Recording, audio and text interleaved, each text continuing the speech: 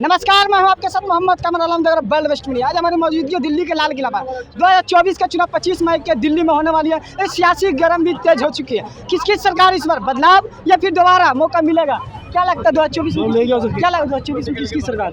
देखिए 2024 की जो भी सरकार आए, हम उम्मीद करते हैं कि एक अच्छी सरकार चुनना चाहिए। लोगों को ध्यान रखने चाहिए अपने बेसिक मुद्दे, वो बेसिक मुद्दे जो एजुकेशन की ओर इंगित करते हो, वो मुद्दे जो उनके रोज़गार के लिए इंगित करते हो, वो मुद्दे जो स्वास्थ्य सेवाओं के लिए इंगित करते हो, वो मुद्दे जो उनके दैनिक यूज की खाने पीने के संसाधनों के प्रति जिम्मेदार हों और उन्हें आगे पब्लिक तक एक सुगम और सरल बनाने के लिए सक्षम काम करने का जो पार्टी काम करती हो, उनकी अकॉर्डिंग लोगों को वोटिंग करनी चाहिए और उसी के हिसाब से जो भी पीएम बन के आए, एक अच्छा व्यक्ति पीएम बन के आना चाहिए, ना कि मौजूदा सरकार जो बीजेपी है, जो वोटों की धांधली, जो वोटों की चोरी करके जो वोटिंग से सरकार बनाती है, वो नहीं होना चाहिए।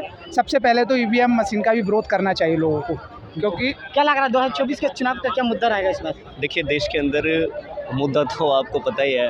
भारतीय जनता पार्टी चाहे किसानों का मुद्दा रहा हो, चाहे बेरोजगारी का मुद्दा रहा हो, चाहे युवाओं का मुद्दा रहा हो, इस देश के अंदर भारतीय जनता पार्टी सारे मुद्दों पर गिरती हुई नज़र आई है। अच्छा। आज देखिए, ना तो ये जवान खुश है इस सरकार में। भारतीय जनता पार्टी की इन 10 सालों के अंदर जवान की दुर्दशा सबसे ज़्यादा बेकार हुई है, सबसे ज़्यादा उसकी दुर्दशा हुई है।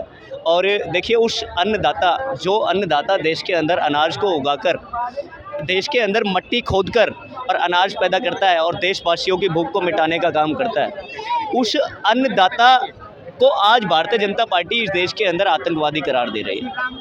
आज बीजेपी अपने उन मुद्दों से भटकती हुई नज़र आ रही है जो मुद्दे 2014 में उनके मैनिफेस्टो के अंदर होते थे। उन मुद्दों से भटककर आज वोट मांगने का काम भारतीय जनता पार्टी के नरेंद्र मोदी जी इस देश के अंदर कर रहे हैं। नरेंद्र मोदी जी की स्ट्रेटजी को इस देश का वोटर समझ चुका है। इस देश का वो वोटर समझ चुका है जो देश के अन्नदाता से प्यार करता है। इस देश का वो वोटर समझ चुका है जो देश के भविष्य से प्यार करता है। मौका दिया जाए तीसरी देखिए, तीसरी बार अगर मौका दे दिया तो प्रज्वल रेवन्ना का केस सुना है आपने? हासन लोकसभा सीट से HD देवगौड़ा के पोते हैं, उनको भगाने का काम नरेंद्र मोदी जी की सरकार में हुआ। पहले पूंजीपतियों को भगाया जाता था कर्जा चोरी करके, आज बलात्कारियों को भगाने के लिए नरेंद्र मोदी जी आतुर हो गए। देख रहे हैं ना आप, 3000 वीडियोज़ के एवब, उस पेन ड्राइव में 3000 के एवब 2900 कुछ वीडियोज़ हैं, 3000 के एवब। उन वीडियोज़ का एलिगेशन उस प्रज्वल रेवन्ना के ऊपर था जो HD देवगौड़ा, जो एक्स प्राइम मिनिस्टर इस देश के अंदर हमारे भारत के रहे, पूर्व प्रधानमंत्री देश के अंदर रहे। उन पूर्व प्रधानमंत्री के पोते प्रज्वल रेवन्ना को भगाने का काम नरेंद्र मोदी जी की सरकार में हुआ। उस रेपिस्ट को भगाने का काम आप देखिए, देश के अंदर ब्रजभूषण शरण, उसके और उस पर यौन शोषण का आरोप उन महिला खिलाड़ियों का लगा। बेटा को टिकट मिला तो है तो परिवारवाद। अच्छा। इसको परिवारवाद नहीं कहेंगे। जो भारतीय जनता पार्टी देश के अंदर परिवारवाद का जो लेवल था उसको खत्म करने के लिए आई थी, आज भारतीय जनता पार्टी उस परिवारवाद और उन बलात्कारियों को शह देने, और नरेंद्र मोदी जी उन बलात्कारियों के कंधे पर हाथ रख के वोट मांगते हैं देश के अंदर।